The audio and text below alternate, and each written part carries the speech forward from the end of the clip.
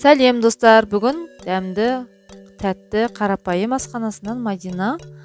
Мен сіздерменен бүгін балықты қалай маринаттау керек және қалай қуыру керек сонымен бөлісетін боламын. Видеомды соңына дейін қарап, ұнаса лайк басып тіркеліп отырыңыздар. Балықтарымызды, тазаланған балықтарды осылай жақсылап тұздап аламыз. Өйткені балыққа тұз жақсы сіңуі қажет. Бұл тұздалған балықтарымызды тұзы сіңу үшін жарты сағатқа қойып қоямыз.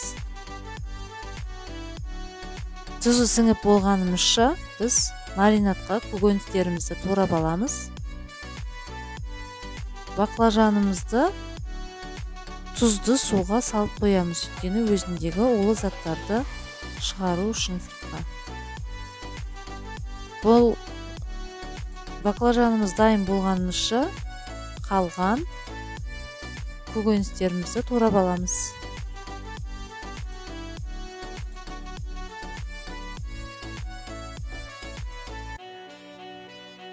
Пиязымызды доңғалақ күйі турап кете береміз қалың етіп. Пиязымыз дайын.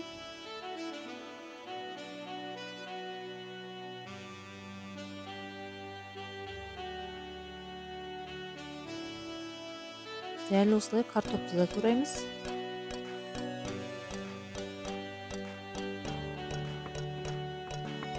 Бұрышымызды да турап аламыз. Және балығымызды екіге бөлемін. Өйткені менің табам кішкентай. Сол үшін мен екіге бөліп жасадым. Маринад сіңу үшін осылай кесіп шығамыз.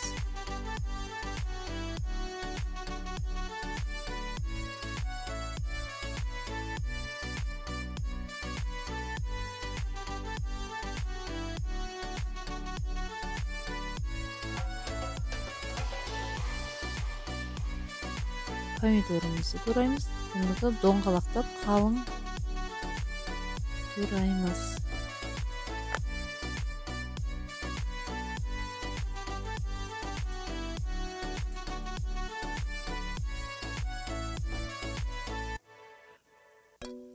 Енді маринадқа балығымызды дайындаймыз. Оливковый масланы осылай арасын ашып құйып шығамыз. Және де пісте майын құямыз. Оливковый масло балыққа ерекше дәм береді. Енді жаңағы туралған көкөністерімізді әдемілеп тізіп шығамыз. Өйткені сол көкөністердің дәмі балыққа сіңуі қажет. Сіңген кезде балық ерекше дәмді болады.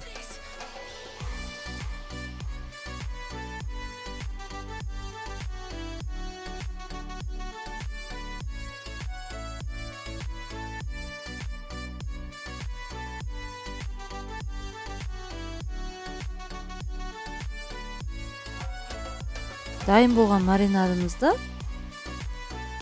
печкаға 170 градусқа жарты сағатқа қойып қоясыздар. Маринадталған балығымыз дайын болғанша біз балықтарымызды қуыруға дайындаймыз.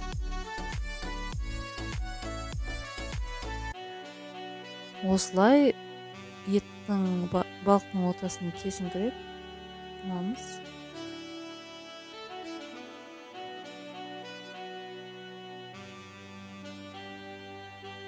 Кесілген балықтарымызды оңғашылап алып, сосын қуырып бастаймыз.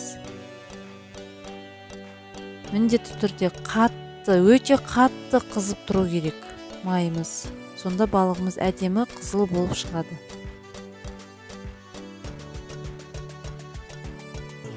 Балықтың бірінші ортасын мен осылай пісіріп алдым. Алдыңғы видеода түспей қалыпты.